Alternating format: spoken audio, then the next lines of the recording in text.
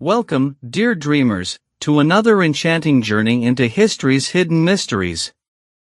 Tonight, we're descending deep beneath the mystical landscapes of Turkey, where ancient civilizations carved entire cities into the earth itself.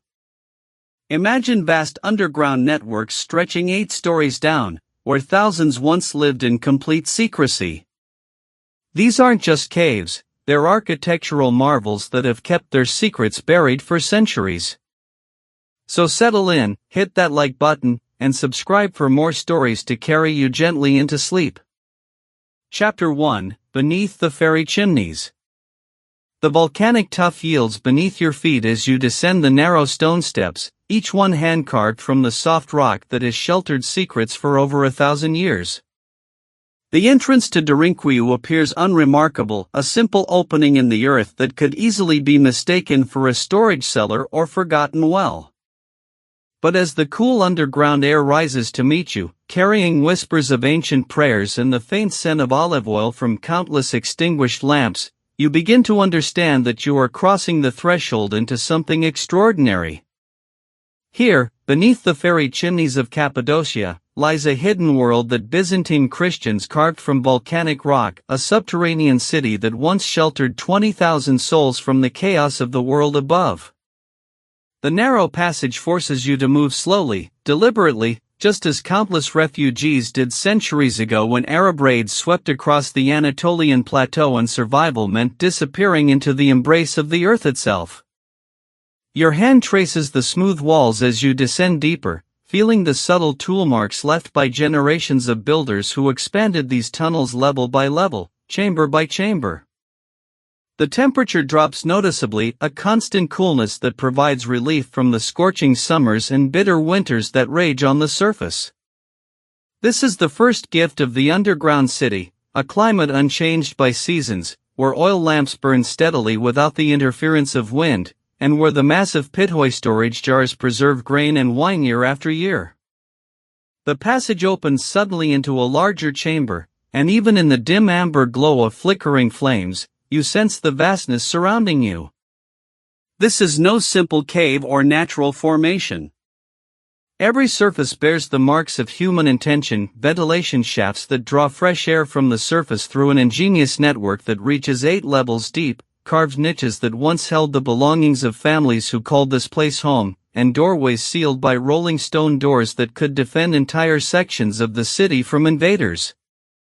Water drips steadily in the distance, echoing through corridors that branch like the roots of some massive underground tree. The sound leads to cisterns carved deep into the bedrock, where clear spring water collects in pools that reflect the dancing light of oil lamps. These reservoirs represent the lifeblood of the underground city. Without them, no community could survive for the months or even years that some families spent in these depths during times of persecution. As you move deeper into Derinkuyu, the silence becomes profound, broken only by your own footsteps and the occasional drip of water. Yet this silence once pulsed with life, the grinding of millstones as families prepared their daily bread, the soft chanting of prayers echoing from chapel chambers carved into the rock, the muffled conversations of children who grew up knowing the underground passages as well as other children knew the streets of surface towns. The volcanic tuff that makes this city possible tells its own story. Formed from the ash of ancient eruptions, this rock possesses the remarkable quality of being soft enough to carve when first exposed to air, yet hardening over time to create walls and ceilings strong enough to support the weight of the earth above. The Byzantine Christians who expanded these tunnels understood this gift of geology, working with stone that yielded to their tools while promising the stability their communities desperately needed. Each chamber reveals new marvels of underground engineering. Stables where horses and livestock sheltered alongside their human companions. Storage rooms where enormous pithoi held the olive oil, wine, and grain that sustained life through long sieges. Chapel chambers where carved crosses and primitive frescoes speak of faith maintained even in the deepest darkness. Sleeping quarters where entire families arranged their lives around the rhythm of oil lamps and the distant sound of prayers from the church chambers. The ventilation shafts that pierce the darkness represent perhaps the most ingenious achievement of these underground architects. Rising like stone throats through 60 meters of rock, they draw fresh air from the surface and circulate it through every level of the city. Stand beneath one of these shafts, and you can feel the gentle current of air that once carried the sounds of the surface world, the calls of birds, the rustle of wind through the fairy chimneys, the distant voices of sentries watching for raiders who would never suspect that beneath their feet lay a complete civilization. This is Derinkuyu, one jewel in a network of over 200 underground cities that honeycomb the Cappadocian landscape. Here, in chambers carved from volcanic tuff, Byzantine Christians created something unprecedented, a world beneath the world, where faith and ingenuity transformed stone into sanctuary. The rolling stone doors stand as sentinels of survival, massive circular barriers that could seal entire sections of the city with the push of a single defender. Carved with precision from solid volcanic tuff, these millstone-thick guardians weigh over 1,000 pounds each, yet they pivot on ingenious stone mechanisms that allow one person to secure passages that would take dozens of attackers to breach. Run your hands along their edges and feel the smooth grooves worn by generations of Byzantine Christians who trusted their lives to these silent protectors. Behind these doors, an entire civilization flourished in defiance of the chaos above. The wine cellars of Derinkuyu stretched through chamber after chamber, their cool stone walls maintaining the perfect temperature for fermentation. Here, in the amber glow of oil lamps, families gathered around massive pithoi that held not just wine, but the liquid essence of celebration and communion. The grape harvest from the surface vineyards would disappear into these depths, emerging months later as the wine that sustained both body and spirit through the darkest sieges. Listen carefully in these depths, and you can still hear the echoes of daily life. The grinding of millstones as grain became flour in underground workshops where entire communities labored by flickering flame.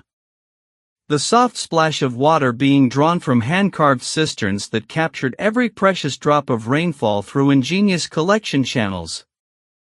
The whispered prayers rising from chapel chambers where Byzantine crosses carved into volcanic tuff reminded the faithful that even 60 meters below ground, they remained under divine protection. The engineering marvels reveal themselves at every turn. Ventilation shafts snake through the rock like the arteries of some vast stone organism, carrying fresh air to the deepest chambers through a system so sophisticated that modern engineers marvel at its efficiency. These shafts don't merely provide air, they create currents that carry sound, allowing communication between levels and early warning when danger approaches from above. Stand in the deepest chamber and speak softly, your voice will travel up these stone throats to listeners 8 levels above. The defensive systems extend far beyond the rolling stone doors. Narrow passages force invaders into single file, where defenders could hold superior numbers at bay with simple spears and stones. False tunnels lead nowhere, designed to confuse and trap raiders foolish enough to breach the outer defenses. Hidden chambers connect through passages so narrow that only the inhabitants knew their locations, creating escape routes that could spirit entire families to safety even if the main city fell. Daily life in these stone warrens developed its own rhythm, its own culture. Families claimed chambers and carved niches for their possessions into walls of volcanic tuff. Children grew up navigating by oil lamplight, learning to read the stone passages like surface dwellers read familiar roads. Women managed communal kitchens where smoke from cooking fires disappeared up carefully constructed ventilation channels that left no trace on the surface. The chapel chambers reveal the spiritual heart of these communities. Here, Byzantine Christians maintained their faith through hand-carved altars and primitive frescoes that transformed rough stone into sacred space. The acoustics of these chambers amplify whispered prayers and chanted liturgies, creating an atmosphere of reverence that transcends the crude functionality of survival. In the dancing shadows cast by oil lamp flames, congregations found not just refuge for their bodies, but sanctuary for their souls. The storage systems alone represent a triumph of underground logistics. Chamber after chamber filled with grain, dried fruits, and preserved meats calculated to sustain thousands through seasons of siege. The ceramic pithoy line the walls like silent soldiers, each one a fortress against starvation. Water management through hand-carved cisterns and drainage channels maintained sanitation standards that kept disease at bay even when entire populations crowded into these stone refuges. These underground cities weren't mere hiding places, they were complete ecosystems where Byzantine communities could maintain their culture, their faith, and their independence despite the chaos raging above. Families lived, worked, worshipped, and raised children in chambers carved from volcanic tuff, creating a civilization that existed parallel to the surface world yet remained invisible to the Arab raiders who swept across the Cappadocian landscape. The ingenuity embedded in every hand-carved surface, every carefully planned passage, every ingenious ventilation shaft speaks to human determination that refused to be conquered. Here, 60 meters below ground, Byzantine Christians proved that with faith, engineering skill, and sheer stubborn will, entire communities could not just survive underground, but thrive in the stone embrace of Cappadocia's volcanic depths. In the amber glow of oil lamps, children's laughter echoed through hand-carved corridors where no sunlight had ever touched the volcanic tuff walls. These were the forgotten voices of Cappadocia's underground world, generations born in darkness who knew the surface only through stories whispered by their elders. Picture young Maria, born in the depths of what we now call Derinkuyu, her first breath drawn in air that had traveled down ventilation shafts from a world she wouldn't see until her third year. Her playground consisted of smooth stone passages where she learned to walk by trailing her fingers along walls carved by her grandfather's hands. The chapel chambers became her first classroom, where Byzantine hymns taught her language and faith simultaneously, the ancient melodies seeming to emerge from the volcanic tuff itself. For families like Maria's, the underground cities represented more than refuge, they were home. Mothers nursed infants by the soft flicker of oil lamp flames while fathers ground grain with millstones that had fed their communities for generations. The rhythm of daily life pulsed through these stone arteries, the scraping of tools against rock as new chambers expanded to accommodate growing families, the gentle splash of water being drawn from cisterns, the whispered prayers that drifted from chapel to chapel like sacred smoke. The spiritual life that flourished in these depths possessed an intimacy impossible to achieve in surface cathedrals.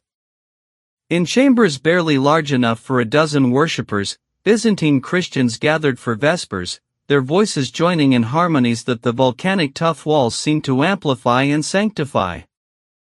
Icons painted directly onto rock faces gazed down at congregations who had found God not in soaring spires reaching toward heaven, but in depths that brought them closer to the earth's very heart.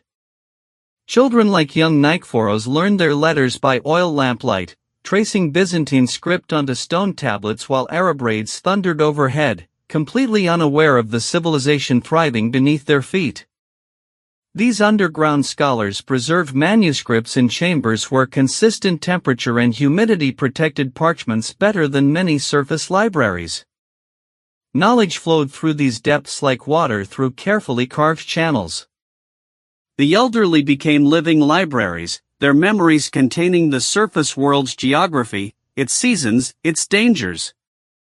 Grandmother Theodora could describe the color of Cappadocian sunsets to children who had never seen one, painting images with words that seemed to glow in the lamplight. Her stories of feast days celebrated above ground became the foundation for underground traditions that adapted Byzantine customs to subterranean realities. Marriages were celebrated in rock-hewn chapels where oil lamps created intimate sanctuaries more precious than any gold-adorned cathedral. Young couples exchanged vows surrounded by walls that would protect their children and their children's children. Death, too, found reverence in these depths, with burial chambers carved with the same devotion that created the living spaces, ensuring that even in passing, families remained connected to their underground community. Yet as centuries passed, the whispers began to change. The Arab raids that had driven communities underground gradually diminished. Children born in darkness started dreaming of sunlight their grandparents remembered. The rolling stone doors that had protected these sanctuaries became barriers to a surface world that called to younger generations with promises of space, of light, of horizons that extended beyond hand-carved walls. One by one, families began their final journey up the ventilation shafts toward daylight. Oil lamps that had burned for generations flickered out as their keepers carried them to surface homes. The chapels where thousands had found spiritual refuge heard their last prayers as congregations moved to churches that reached toward sky instead of burrowing into earth. The pithoi that had stored grain for entire communities stood empty, their ceramic surfaces still cool from the volcanic tough's embrace. The millstones ground their final grain. The cisterns that had sustained life for centuries reflected only shadows in their still waters. By the 11th century, most of Cappadocia's underground cities had returned to silence. The ventilation shafts still drew breath from the surface world, but the voices that had given these depths their soul had risen back to sunlight, carrying with them memories of a civilization that had found its strength in darkness. The volcanic tough walls remember everything, every whispered prayer, every child's first word, every song that echoed through passages where Byzantine families proved that faith and community could flourish anywhere human determination carved out space for hope. In the gathering stillness, these underground sanctuaries wait, their hand-carved chambers holding the spiritual echoes of communities who discovered that sometimes the deepest faith grows in the darkest places. Above ground, the Byzantine sun cast long shadows across Cappadocia's volcanic landscape as the last inhabitants emerged from their subterranean sanctuary.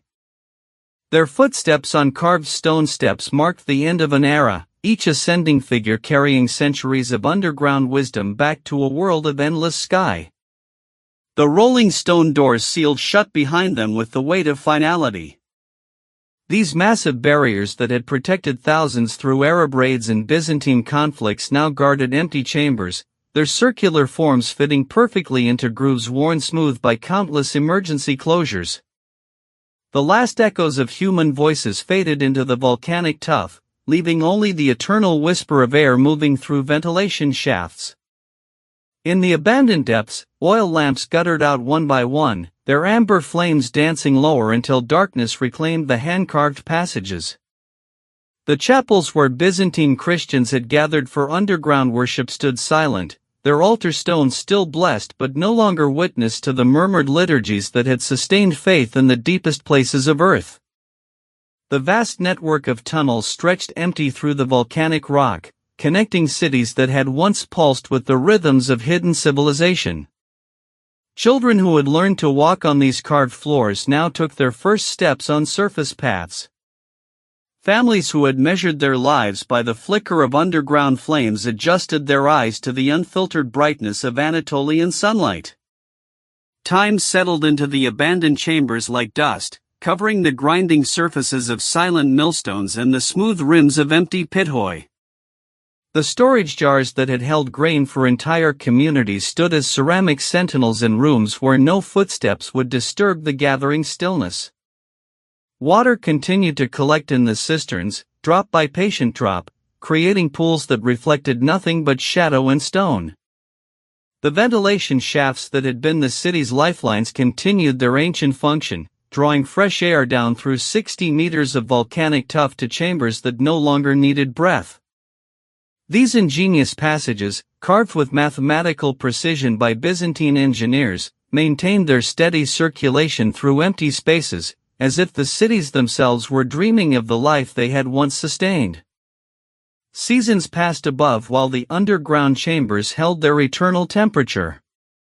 Winter storms and summer heat touched only the surface world, leaving the subterranean cities in their perpetual coolness, their volcanic tough walls maintaining the same conditions that had once preserved food and protected families through the changing dangers of the Byzantine era.